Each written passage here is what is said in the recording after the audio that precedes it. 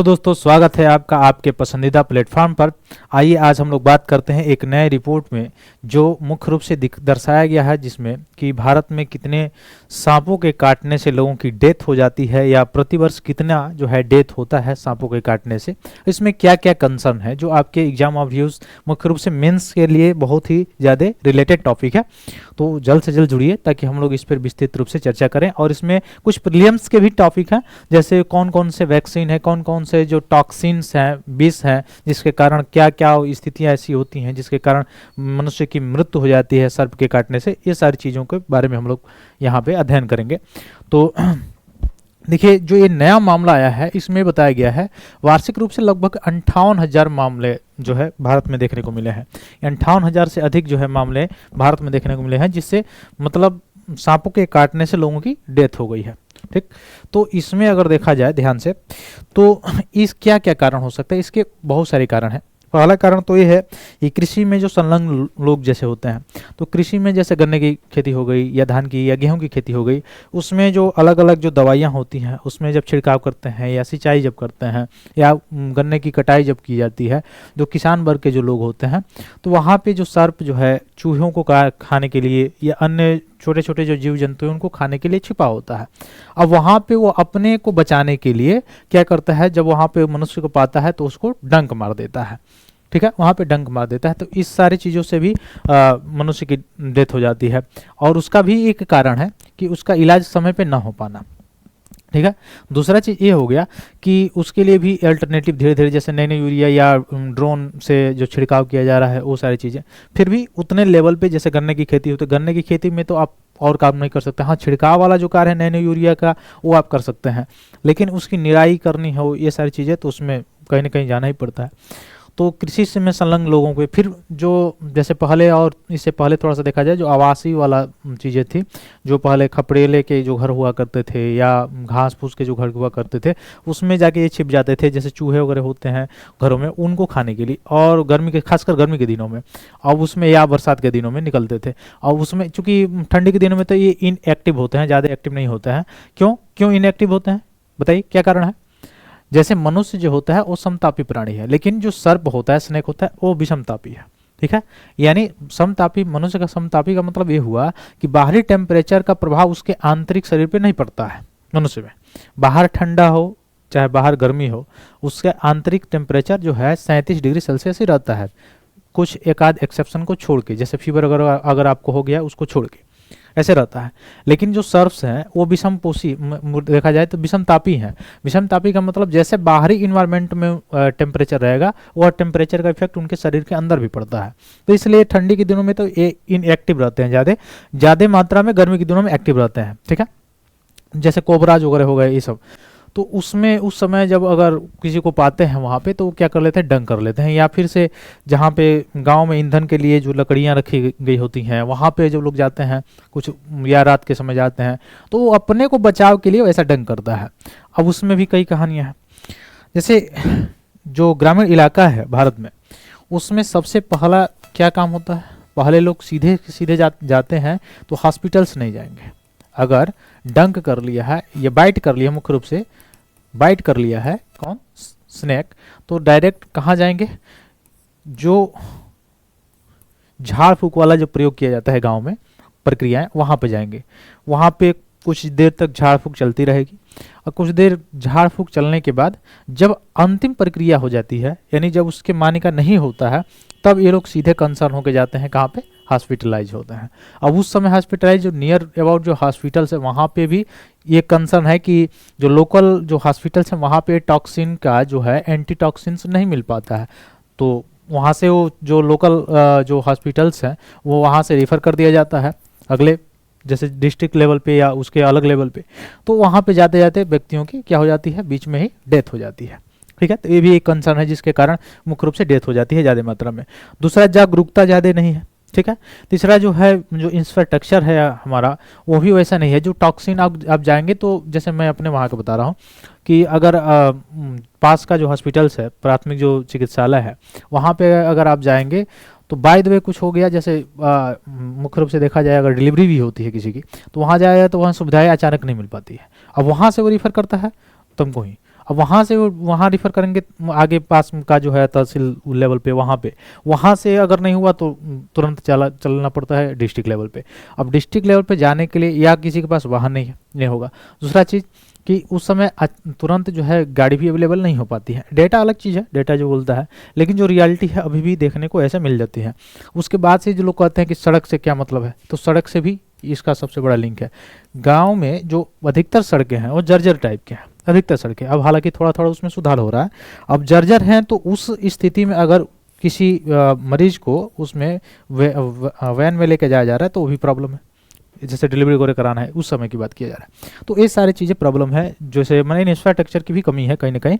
और अगर आप जा भी पाते हैं तो कुछ ऐसे हॉस्पिटल्स हैं, गवर्नमेंटेड हॉस्पिटल, जहाँ पे आपको एंटीटॉक्सिन्स जो है वो नहीं मिलेंगे, देखने को नहीं मिलेंगे, होगा नहीं, वो वहाँ से रिफ़र कर देगा। ठीक, तो एडमिनिस्ट्रेशन का भी वहाँ पे थोड़ा सा कमी दिखाई देता है, जिसके चलते सबसे ज़्यादा मामले कहाँ पे आ रहा है भारत में, बाइट्स ऑफ स्नेक आ रहा है। ठीक है, सांप को काटने से। अब हम थोड़ा सा और जानकारी लेंगे कि ये जो सांप काटता है, इस सांप के काटने से यह कौन कौन सा विष उत्पन्न करता है, इसके बारे में थोड़ा सा जानकारी लेंगे आगे हम लोग।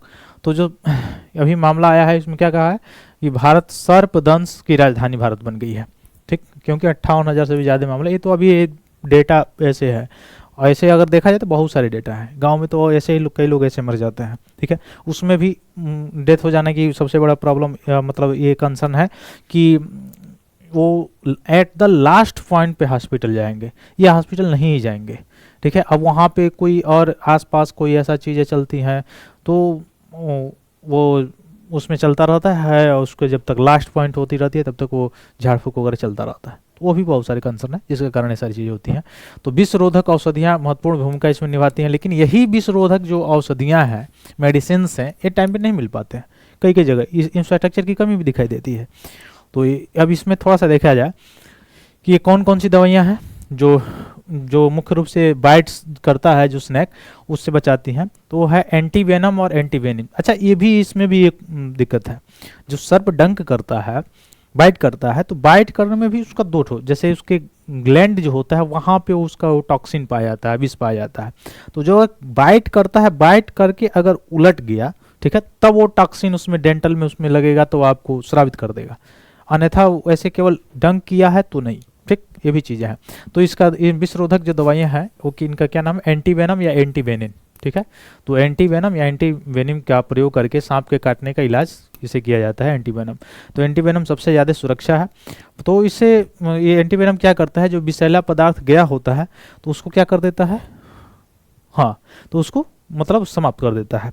अब देखिए उसमें होता क्या है, पहले लोग ऐसा करते थे, जहाँ पे सांप डंक किया है जिस स्थान पे, उसको थोड़ा सा काट के और उसके कुछ दूरी आगे पर बांध दिया जाता था खूब तेज से, ताकि नस बंद हो जाए और थोड़ा सा और उसके आगे उसके ब्लड गिर जाए, उस पर भी नहीं जा पाता था वो सारी चीज़ें आगे। ठीक, तो वैसे पहले चीज़ें होती थी, लेकिन ये सबसे अच्छा जो विकल्प है वो क्या है, एंटीवेनम या एंटीवेनिन है। ठीक, अब कितना घातक है सांप का जहर, तो देख सकते हैं आप, सांप के जहर में 3 प्रकार के टॉक्सिन होते हैं, विष होता है। कौन कौन सा है, एक होमोटॉक्सिन नाम है, एक का नाम है न्यूरोटॉक्सिन और एक का नाम है साइटोटॉक्सिन। ठीक है, 3 टॉक्सिन वह रिमूव करता है मुख्य रूप से सांप जब डंक करता है आपको, तो बाइट करता है। तो एक तो है हेमोटॉक्सिन, दूसरा है न्यूरोटॉक्सिन और तीसरा है साइटोटॉक्सिन। अच्छा, इसमें भी विष में अलग अलग सर्पों में अलग अलग प्रकार के मुख्य रूप से पाए जाते हैं। अब जैसे कुछ सर्प पानी में रहता है, उसमें ये जो टॉक्सिन है थोड़ा सा कम मात्रा में पाया जाता है ना, बहुत कम मात्रा में पाया जाता है, ना के बराबर पाया जाता है, वहाँ चीज़ अलग है। तो होमोटॉक्सिन जो, यानी ये नहीं कि 3 बार डंक की, होमोटॉक्सिन और ये न्यूरोटॉक्सिन और साइटोटॉक्सिन, इसका मतलब ये नहीं कि 3 बार डंक किया, 3 बार बाइट किया, तब नहीं, एक ही बार बाइट करता है, उस पूरे टॉक्सिन में तीनों मिला होता है। कौन कौन सा, होमोटॉक्सिन, न्यूरोटॉक्सिन और साइटोटॉक्सिन। तो जो हेमोटॉक्सिन आपका है वो क्या करता है, जैसे ही बाइट करता है सर्प आपको, तो आपकी जो ब्लड सेल्स होती हैं वो क्या हो जाती हैं, नष्ट हो जाती हैं, डिस्ट्रॉय हो जाती हैं। तो ब्लड सेल्स को ही डिस्ट्रॉय कर देता है और थक्का को भी बाधित करता है, रक्त का थक्का भी नहीं बनता है। और रक्त का थक्का अगर नहीं बनता है, इसका मतलब क्या हुआ कि आपके शरीर से रक्त अगर कट गया तो बिल्कुल गिरते ही रहेगा, वो बंद नहीं होने वाला है। तो रक्त का थक्का नहीं बनने देगा और रक्त कोशिकाओं को भी नष्ट करता जाएगा। अब रक्त की कोशिकाएं जितने भी सेल्स होंगी, आरबीसी की सेल्स होंगी, डब्ल्यूबीसी की सेल्स होंगी, उनको भी खाता जाएगा, खत्म करता जाएगा। तो ये सबसे बड़ा विषैला पदार्थ है जो हेमोटॉक्सिन है। तो हेमोटॉक्सिन आप याद रखेंगे ब्लड सेल्स को नष्ट करता है, थक्के को बाधित करता है। दूसरा जो है उसका नाम क्या है, तो दूसरा जो इसमें रहता है वो रहता है न्यूरोटॉक्सिन। न्यूरोटॉक्सिन क्या करता है, आपके तंत्रिका तंत्र को ही प्रभावित कर देता है, अवरुद्ध कर देता है। और तंत्रिका तंत्र जैसे ही प्रभावित होती है तो तंत्रिका तंत्र के साथ साथ आपको जैसे लकवाग्रस्त भी बना सकता है, यानी आपके शरीर के किसी एक भाग या पूरे शरीर को भी क्या कर सकता है, यह मुख्य रूप से माने कार्य करने से, या जैसे तंत्रिका तंत्र ही, नर्वस सिस्टम ही समाप्त हो गया तो रुक सकता है। ठीक है, मेन चीज है। तो लकवाग्रस्त यानी पैरालाइज कर सकता है। तो तंत्रिका तंत्र, न्यूरोटॉक्सिन एक ऐसा इसमें विष पाया जाता है जो तंत्रिका तंत्र को ही मुख्य रूप से अवरोध कर देता है, यानी आपके शरीर के किसी एक भाग या पूरे शरीर को क्या कर सकता है, पैरालाइज कर देता है।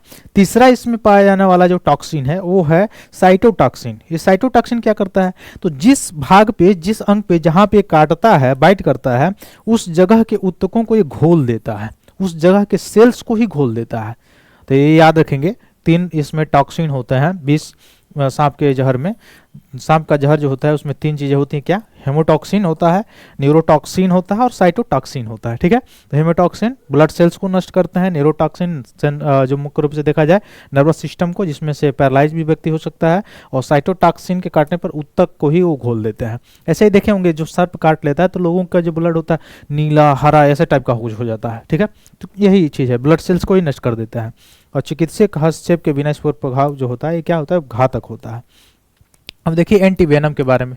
एंटीवेनम क्या होता है, जो इन टॉक्सिन से बचाता है, जो इन टॉक्सिन से आपको क्या करता है, बचाता है अगर समय पे चला जाए। जैसे देखिए नेवला जो होता है वो औषधि को जानता है, वो तुरंत अगर सर्प उसको डंक करता है, बाइट करता है, तुरंत उस औषधि को खा के आ जाता है।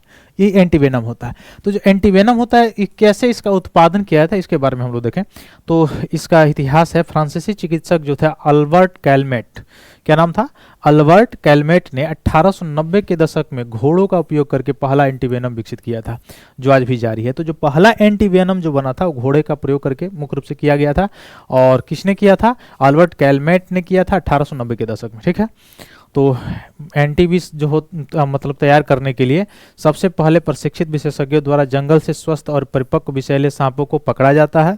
फिर उसका जहर निकालने के लिए सांपों का दूध निकाला जाता है, सांपों का दूध निकालता है, और उसी दूध में से उसको टॉक्सिन को क्या किया जाता है, मतलब इकट्ठा किया जाता है। जैसे आप सुने होंगे गाँव में कहावत लोग कहते हैं कि लोहा को लोहा काटता है, तो जो विष होता है उसको विष ही काटेगा। ठीक है, अब ये नहीं आपको जो है कोबरा काटा हुआ है और किसी अन्य सर्प का आप जाके इंजेक्ट करा लिए इंजेक्शन, तो भी आपकी डेथ हो सकती है। ठीक है, तो जो जिसका जो होगा एंटी टॉक्स वही लगाने पर क्या होता है, वो समाप्त होता है।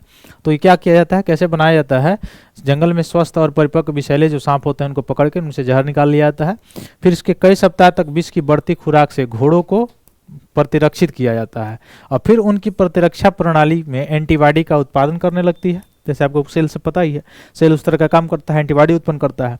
अब एंटीबॉडी उत्पन्न करने के साथ समय के साथ घोड़ों में मजबूत प्रतिरक्षा प्रक्रिया विकसित हो जाती है और विषैले पदार्थों को बेअसर करने वाले एंटीबॉडी उत्पन्न होते हैं। उसके बाद से जानवरों, खासतौर घोड़ों में जहर की थोड़ी मात्रा इंजेक्ट करके बनाया जाता है, जो फिर भी उनकी प्रतिरक्षा प्रक्रिया के हिस्से के रूप में एंटीबॉडी का उत्पादन करते हैं, और एंटीबॉडी एंटीवेनम, वही एंटीबॉडी क्या बन जाता है, अंततः एंटीवेनम बन जाता है। ठीक, तो विशेषज्ञ घोड़े के रक्त से इस एंटीबॉडीज को निकालते हैं और फिर शुद्ध करके एंटीवेनम के रूप में इसको तैयार कर लेते हैं। ठीक है, तो यह एक प्रक्रिया है जो सर्प को पकड़ के विष को निकाल के तब घोड़े में इंजेक्ट किया जाता है, फिर घोड़े में जो एंटीबॉडी उत्पन्न होता है उसके ब्लड से फिर निकाल लिया जाता है।